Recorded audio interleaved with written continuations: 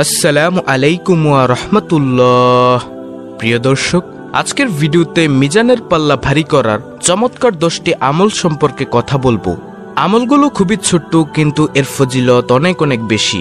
প্রিয় দর্শক, কোনো ব্যক্তি যদি আল্লাহ তাআলার ফরজ বিধান পালন করার পাশাপাশি এই ছোট্ট আমলগুলো করতে পারে, মৃত্যুর সাথে সাথে সে ব্যক্তির জান্নাতে প্রবেশ করা নিশ্চিত ইনশাআল্লাহ। প্রিয় দর্শক, আজকের ভিডিওটি অত্যন্ত গুরুত্বপূর্ণ, তাই ভিডিওটি না টেনে শুরু থেকে শেষ পর্যন্ত দেখার অনুরোধ করছি। তাহলে চলুন মূল ভিডিও শুরু করা যাক। মুমিন মুসলমানের জন্য 10টি আমলের গুরুত্ব অনেক বেশি, যে আমলগুলোর বিনিময়ে মহান আল্লাহ তাআলা মুমিন বান্দার আমলনামায় অগণিত সওয়াব দান করবেন। মিজানের পাল্লায় তা হবে 7 আসমান ও 7 জমিনের চেয়ে বেশি ওজন। সুবহানাল্লাহ।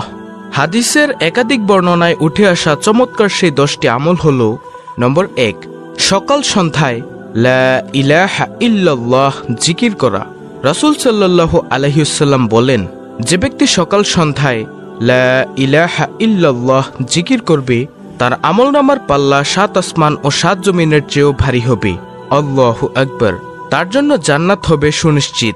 হাদিসে এসেছে, হযরত আব্দুল্লাহ ইবনে আমর ইবনে আস রাদিয়াল্লাহু তাআলা আনহু বর্ণনা করেন, রাসূলুল্লাহ সাল্লাল্লাহু আলাইহি ওয়াসাল্লাম বলেছেন, আল্লাহর নবী নূহ আলাইহিস সালাম মৃত্যুর সময় তার ছেলেকে বলে ওসিয়ত করেছেন যে 2টি জিনিসের আমল করবে আর 2টি জিনিস থেকে বিরত থাকবে। আমলের আদেশ ছিল লা ইলাহা ইল্লাল্লাহ এর জিকির করা। মনে রেখো, যদি 7 আসমান ও 7 জমিন এক পাল্লায় রাখা হয় আর অপর পাল্লায় লা ইলাহা ইল্লাল্লাহ রাখা হয়, তবে লা ইলাহা ইল্লাল্লাহ এর পাল্লা ভারী হবে। সুবহানাল্লাহ।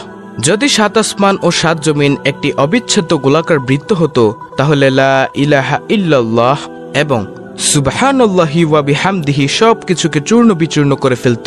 ইহা প্রতিটি জিনিসের দোয়া এবং এর মাধ্যমেই সৃষ্টিরাজি রুজি পেয়ে থাকে। আল্লাহু আকবার। আর তোমাকে নিষেধ করি শিরক ও অহংকার থেকে। মুসনাদ আহমদ, বুখারী, আদাবুল মুফরাদ। হযরত আনাস রাদিয়াল্লাহু তাআলা আনহু বর্ণনা করেন, রাসূলুল্লাহ সাল্লাল্লাহু আলাইহি ওয়াসাল্লাম বলেছেন, কিয়ামতের দিন আল্লাহ তাআলা বলবেন, হে মুহাম্মদ সাল্লাল্লাহু আলাইহি ওয়াসাল্লাম, সৃষ্টির মধ্য থেকে আপনার উম্মতের এমন ব্যক্তিকে জান্নাতে প্রবেশ করান, যে ব্যক্তি একদিন হলেও ইখলাসের সঙ্গে সাক্ষ্য দিয়েছে যে লা ইলাহা ইল্লাল্লাহ, অর্থাৎ আল্লাহ ছাড়া কোনো ইলাহ নাই, এবং সে এর উপর মৃত্যুবরণ করেছে। মুসনাদ আহমদ। প্রিয় দর্শক, এই হলো প্রথম নম্বর আমল, অর্থাৎ লা ইলাহা ইল্লাল্লাহ জিকির করা। দ্বিতীয় নম্বর আমলটি হলো সব সময় আলহামদুলিল্লাহ বলা। সুখের খবর কিংবা দুঃখের খবর, আনন্দের খবর কিংবা বিপদের খবর, যে কোনো সংবাদেই সব সময় আলহামদুলিল্লাহ তথা সব প্রশংসা মহান আল্লাহর জন্য বলা। আর তাতে বান্দার আমলনামার পাল্লা 7 আসমান ও 7 জমিন থেকেও ভারী হবে ইনশাআল্লাহ।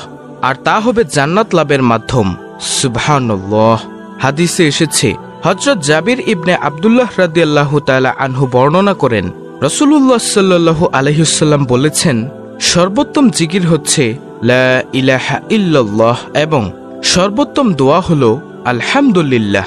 তিরমিজি, ইবনে মাজাহ, নাসাই, ইবনে হিব্বান। রাসূলুল্লাহ সাল্লাল্লাহু আলাইহি ওয়াসাল্লামের কাছে এক বেদুইন এসে বললেন, হে আল্লাহর রাসূল সাল্লাল্লাহু আলাইহি ওয়াসাল্লাম, আমাকে কোনো একটি ভালো কাজ শিখিয়ে দিন। রাসূলুল্লাহ সাল্লাল্লাহু আলাইহি ওয়াসাল্লাম তখন তার হাত ধরে এই শব্দগুলো শিখিয়ে দিলেন, আর সেই শব্দগুলো হলো সুবহানাল্লাহ, আলহামদুলিল্লাহ, লা ইলাহা ইল্লাল্লাহ, আল্লাহু আকবার। লোকটির হাত ধরে প্রিয় নবী বললেন, এই শব্দগুলো বেশি বেশি পড়বে। লোকটি কথা শুনে চলে গেলেন। কিছু দূর যাওয়ার পর লোকটি আবার রাসূলুল্লাহ সাল্লাল্লাহু আলাইহি ওয়াসাল্লামের দরবারে ফিরে আসলেন। রাসূলুল্লাহ সাল্লাল্লাহু আলাইহি ওয়াসাল্লাম মুচকি হেসে বললেন, লোকটি কি যেন চিন্তা করছে। ফিরে এসে লোকটি প্রিয় নবী সাল্লাল্লাহু আলাইহি ওয়াসাল্লামকে বললেন, সুবহানাল্লাহ, আলহামদুলিল্লাহ, লা ইলাহা ইল্লাল্লাহ, আল্লাহু আকবার। আপনি যে বাক্যগুলো আমাকে শিখালেন, এই বাক্যগুলো তো আল্লাহর জন্য, কিন্তু আমার জন্য কি? এগুলো বললে আমি কি পাবো?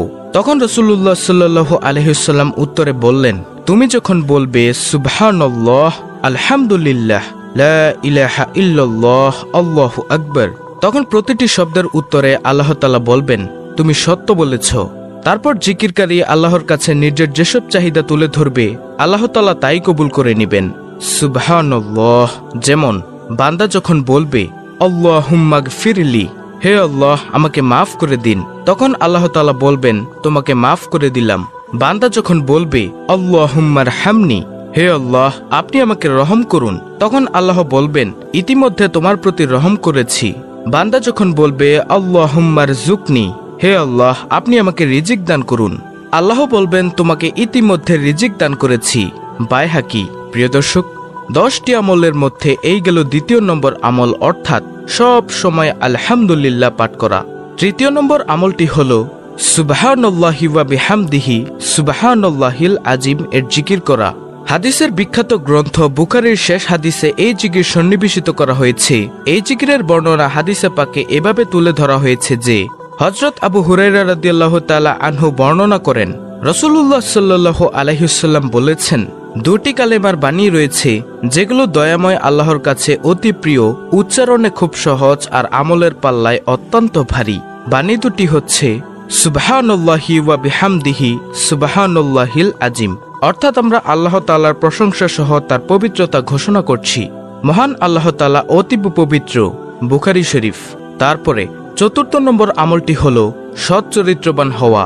প্রিয় নবী সাল্লাল্লাহু আলাইহি ওয়াসাল্লামের যে গুণ বর্ণনায় কুরআনুল কারীমে আল্লাহ তাআলা আয়াত নাজিল করেছেন তা হল সৎ চরিত্রবান বা মহান চরিত্র, যে চরিত্রে থাকবে না কোনো গুনাহের চিন্তা। প্রিয় নবী সাল্লাল্লাহু আলাইহি ওয়াসাল্লামকে লক্ষ্য করে মহান আল্লাহ তাআলা ঘোষণা দেন, আর নিশ্চয়ই আপনি মহান চরিত্রের অধিকারী।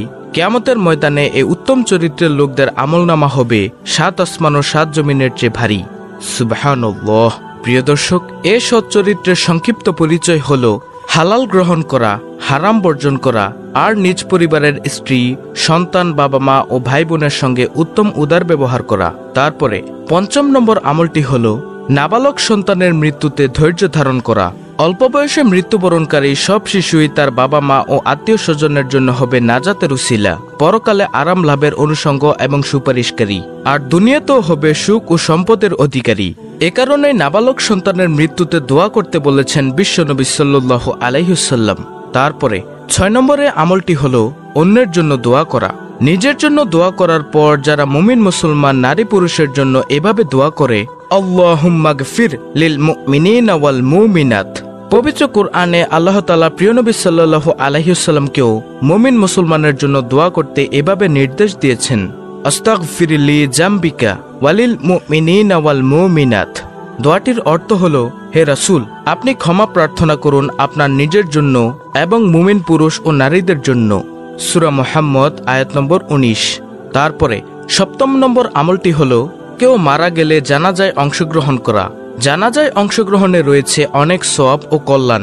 হাদিসের বর্ণনায় উঠে এসেছে, হযরত আবু হুরায়রা রাদিয়াল্লাহু তাআলা আনহু বর্ণনা করেন, নিশ্চয়ই রাসূলুল্লাহ সাল্লাল্লাহু আলাইহি ওয়াসাল্লাম বলেছেন, যে ব্যক্তি কোনো মৃত মুসলিম ব্যক্তির জানাজায় ঈমানের সঙ্গে সওয়াবের আশায় শরীক হয় এবং জানাজা ও দাফন পর্যন্ত থাকে, ওই ব্যক্তি 2 কেরাত নেকি পাবে। সুবহানাল্লাহ। আর প্রতি কেরাত নেকি হচ্ছে উহুদ পাহাড়ের সমান। আর যে জানাজা পরে দাফনের আগে ফিরে যাবে সে 1 কেরাত নেকি নিয়ে বাড়ি ফিরবে।